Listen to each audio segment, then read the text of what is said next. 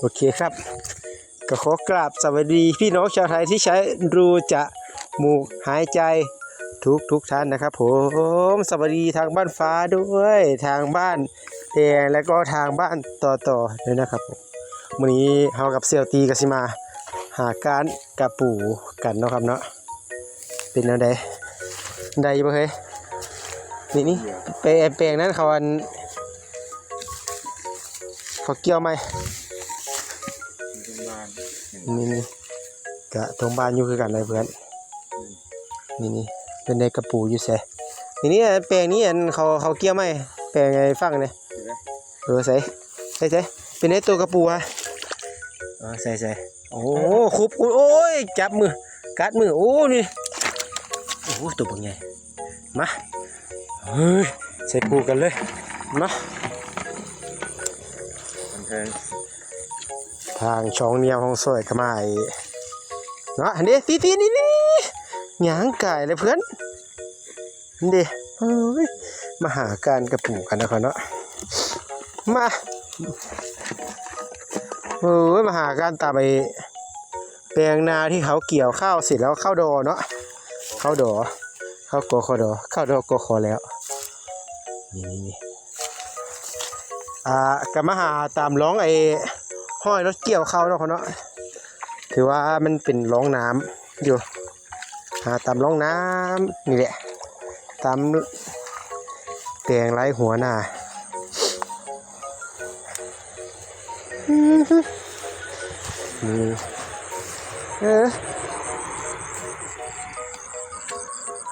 พวก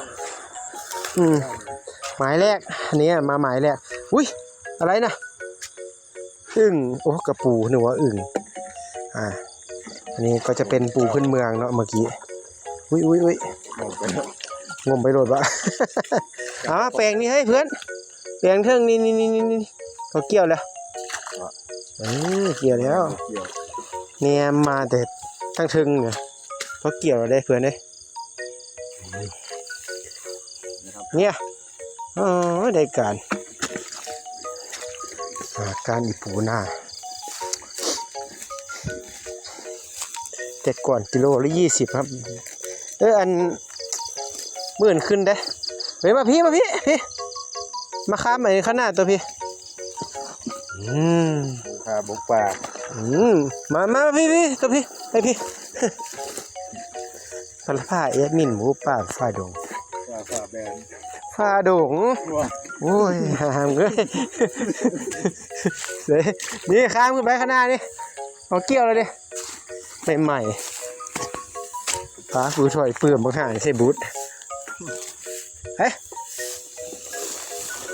มันคือว่ามีน้ำวะมงคลมายาลาลาบ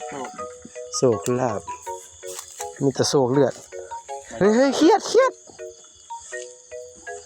ไปละถ้าเป็นมงคลมายาลานี่มันมีน้ำเลยต้องแปลงไตเลยมันจะแปลงไตติดห้วยนี่แหละ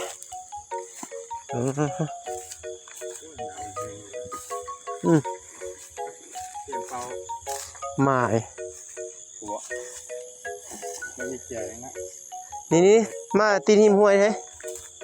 โอ้ตอนนี้กัน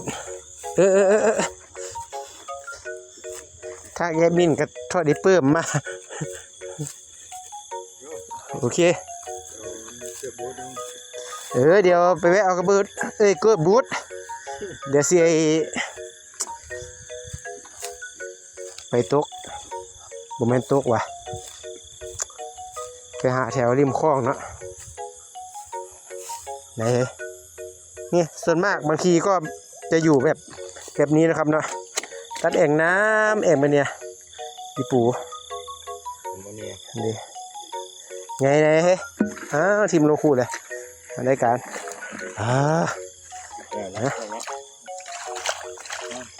ส่วนมากก็จะอยู่น้องแอ่งน้ำนี่มันอันนี้คาบน้องปูเนาะอันนี้คาบน้องปู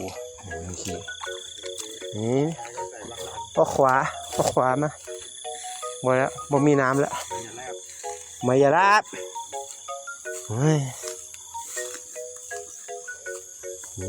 ไม่ใช่ละมานี่ออกไปหารถผู้นี่ตามหิมห้วยของเราเนี่ย อันนี้ก็เลี้ยวขัว เลี้ยวขวาเฮ้ยเนาะเลี้ยวขวาอยู่ ดูทางโดดดูมึงเนาะสวย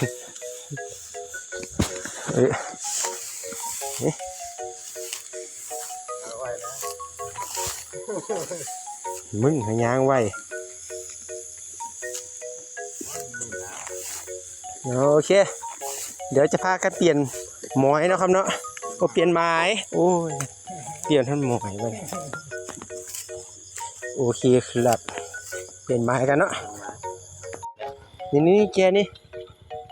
เฮ้ยนี่อ๋อมานาโถงบ้าน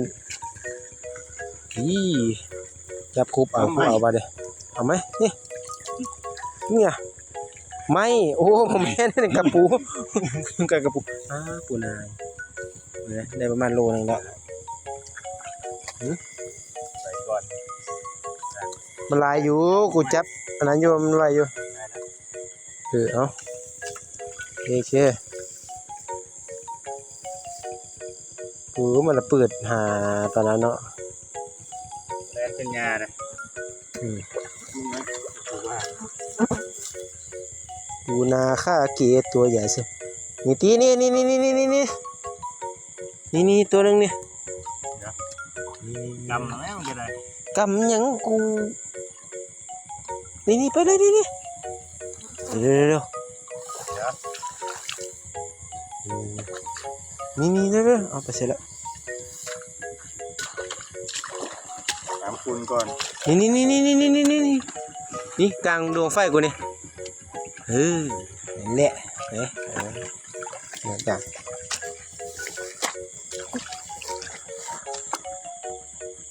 นี่ตัวนี้น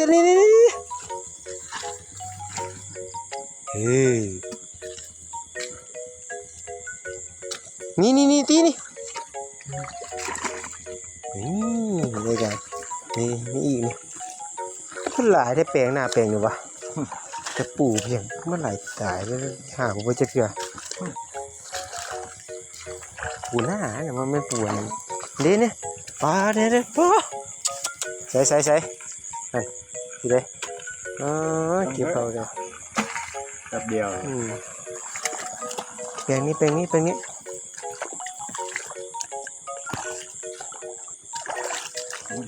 ดีอ๋อนี่กว่ายินเลยอะไรกับบูตรอน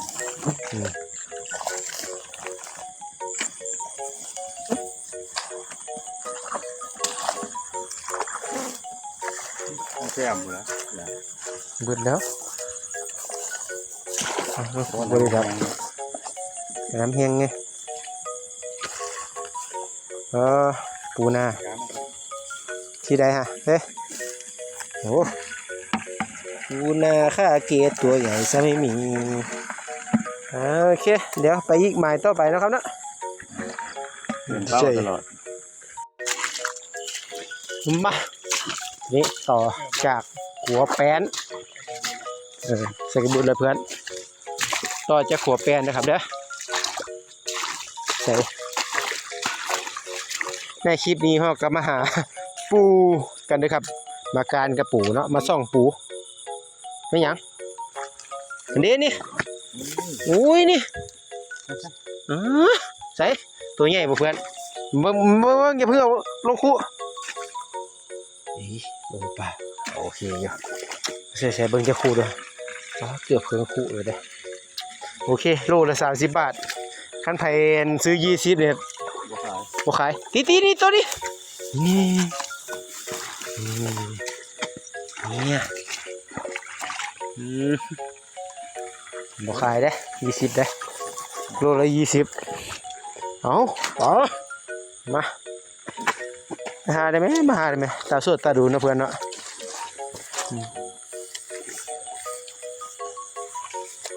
นี่ก็มี โอ้โห แยกกันนี้ นี่ก็มีนี่ บ่ได้หลายแต่ ใส่โซ่ดูบ่อันตัวอันจับมาหันนี่เสร็จแล้วทำไม ลง ลงแล้วลงคูแล้ว ตัดออกได้ อืม บ่หลายแต่บ่อึด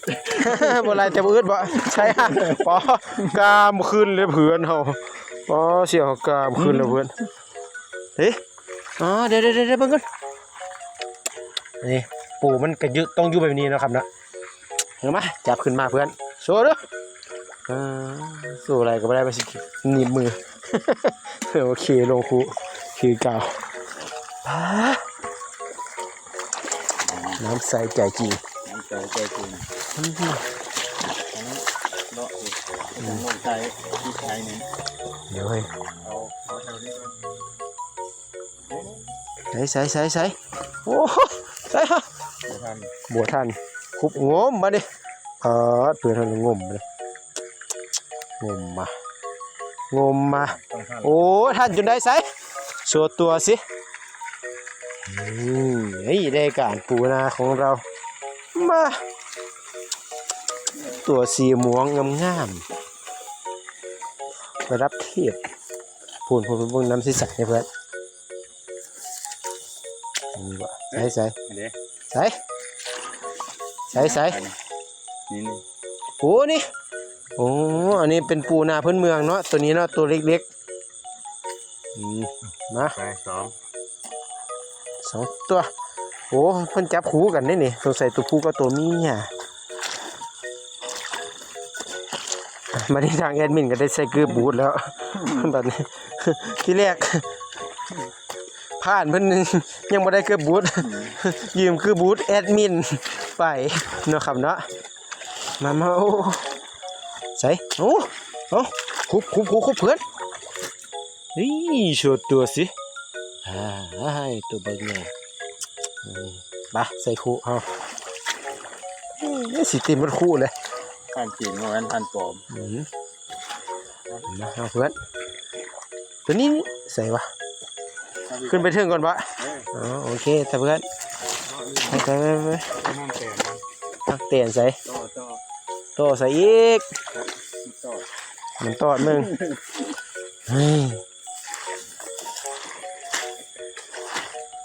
ใครอยู่แบตกูเด่นข้างหัว แอดมินบ่ค่อยมีแต่แอดเมา แอดมินหั่นละบ่แม่นแอดเมาเพื่อนเบิ่งดูในผ่านเพิ่นคู่ปลากามจนขึ้น หิวคู่กระปู นี่เพื่อนนี่ โอนเป็นล้าน เป็นล้านตัวว้านี่นั่นตัวบางแง่ฮะอ๋อคุบใส่คุบบ่ได้ขยะนี่ แอดเมา อะไรอ๋อ ได้ห่างแตนห่างหัว นี่ตีสอง ห่างแตน แตนกระยาดอกนี่มานี่3ตัวเอาเข้าแล้ว เข้ารู นี่ตัวนึงนี่เดี๋ยวโหแตนบัดนี้ดอกใส่ เป่าเด้อ ข้างแก่นี่ใส่ปะ เอาจำกัดแล้วมั้งจำกัด กำจัดโอ้ยบ่มันจำกัดบ่หามึง จำกัด มันก็เข้าหูเนาะอันนั้นก็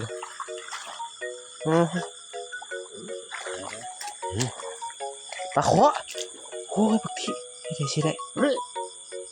ซ้อมมาเอาซ้อมมาคุยเป่าท่าลบไป มึงยิงทาเด้อเดี๋ยวชมนะ มันบ่ได้ดอก มันไปใส่ด้วยดิ มันบ่ไปใส่มึงไปเอาทอมมาคุยเจียงท่าเดี๋ยวอยู่วงเก่านี่ เห็นแล้ว ไปเอาซ้อมมา ปลาคอกังนี่นะ ง่าย นี่ตาเป็นปลาคอกังป้าเฮ้ยเดี๋ยว ปลายังมึงอยู่บ่มักอยู่น้ำคุณเลยเนาะ ปลายัง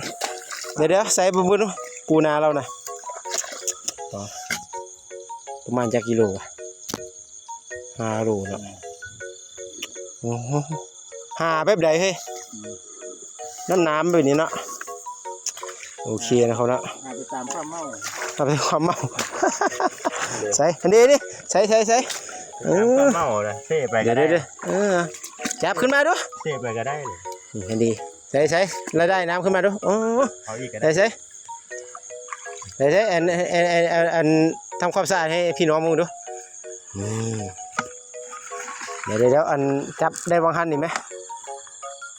มันนี่ จัดที่ว่าให้วิดีโอเลือกวิดีโอสด ถ่ายวิดีโอ ต้องการอะไร เดี๋ยวอันตัวต่อไปเนาะ ไม่ได้ที่สมมันดูด เดี๋ยวจูบปันหียืนใช่เดี๋ยวเห็นแล้วใช่ปะ กระโบดกู โอ้ขี้ตุ่มเลิกนะโอเคครับผมใช่ขี้ตัวนึงส่วน FC ก่อนดูอีตัวนึงเนี่ยนี่ตีนี่เอาจับมาเลยกันให้พี่น้องคนเบิ่งดูนี่ตัวน้อยตัวใหญ่เนาะปูหน้าปูธรรมชาติตัวผู้เนาะเอาใส่คู่เอาช่วย FC สินค้าบอล เพิ่นจะได้ตัวเมียบ่มันจังมันจังแล้ว